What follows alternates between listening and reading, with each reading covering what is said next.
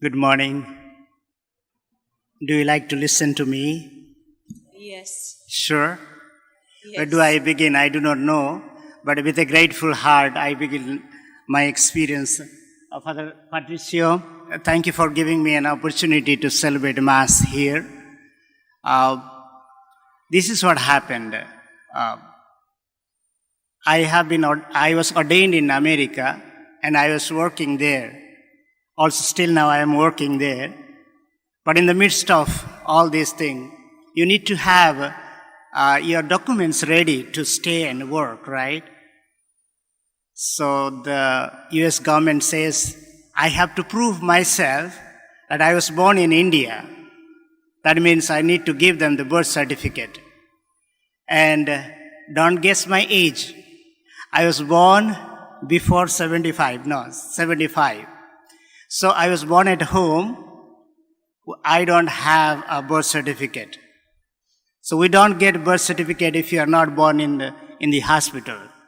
I'm originally from Orissa. So I had to travel to Orissa myself to come and work for that. I was born in one place, brought up in one place, raised in one place, and studied in one place, and joined the seminary, and left India. It's been more than 20 to 30 years I'm out. So technically nobody knows me, the place where I was born. So it has become very, very difficult for me to get a birth certificate because we need to prove that I was born there, and somebody has to tell that, yes, Father Kumud is born there. So for me, like I was running from pillar to post, and then my bishop, he told me to intercede through St. Francis Xavier. He said he is the patron saint of the missionaries. So he said, you are a missionary to America, and you got to pray through the intercession of St. Francis Xavier. And I started praying to him. And I said, if this happens, I make sure that I go to the Basilica and I give thanks to God, maybe possible celebrating a Mass, and then of course visiting his incorrupt body and saying thank you to Jesus. I know Sister Elma, the superior of the novitiate here, because I was working in Dubai for 6 years. So that time I know Sister Elma. I was working in St. Michael's, Sharjah, Paris. And from there, that acquaintance, I came to Goa. And now, yesterday I came and asked Father Patricio if I could share this experience with him and also with the people and celebrate Mass here. He was so kind enough to tell me yes, and that's how I am here to celebrate a Mass for you. What I experienced is the God experience through the intercession of St. Francis Xavier. And if he has heard my prayer through the intercession of St. Francis Xavier, I am 101% sure that he will also hear your prayers. Now, we are in the second week of Lent. In the first week of Lent, Jesus was in the desert. So he had a desert experience. He went to the desert led by the Spirit and was being tempted. Then he overcame from the temptation through prayer, fasting. And this week, in the gospel we heard that he is on the mountaintop. So he is having a mountaintop experience. Have you ever climbed to a mountain? Most of you might have gone for hiking, right? You like hiking. Today Jesus goes hiking with his 3 of disciples, the best disciples. He says his inner circle. Who? Do you know? Who are those 3 disciples? Peter? I didn't hear. Good. So he chose 12 disciples. And out of that, 3 of them became very close to him. And he took those three of them and went to the mountain. And he showed them the glimpse of the future that is going to happen.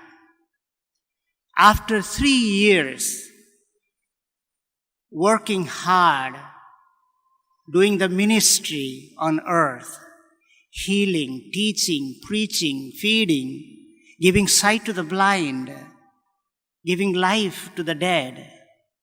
He did a great job within 3 years. And these disciples, 12 disciples, they thought that that's it. Everything is going to happen to them. But just before 6 days, Jesus started talking to them about his death. And the disciples, those who had great hope that they will have a beautiful life with Jesus ruling over all the nation, becoming a Messiah to them, now he talks about death. And that became a threat for them. And so they got puzzled, they got confused. What to do now? Our hopes are being shut down. We were hoping that this Jesus will save us, and now he is talking about death. Where is hopelessness came to them. And then Jesus knew them, right? And he takes these 3 disciples with them and goes to the mountain. Jesus knew what was going to come in his life. And therefore he wanted to share that, both joys and sorrows, with those 3 disciples. As you and me, we do when we are happy, we just immediately connect to the close friends. And we tell them, hey, look, this is what is going to happen to me. Or this is what is happening to me. In the Facebook, we may have 5,000 people.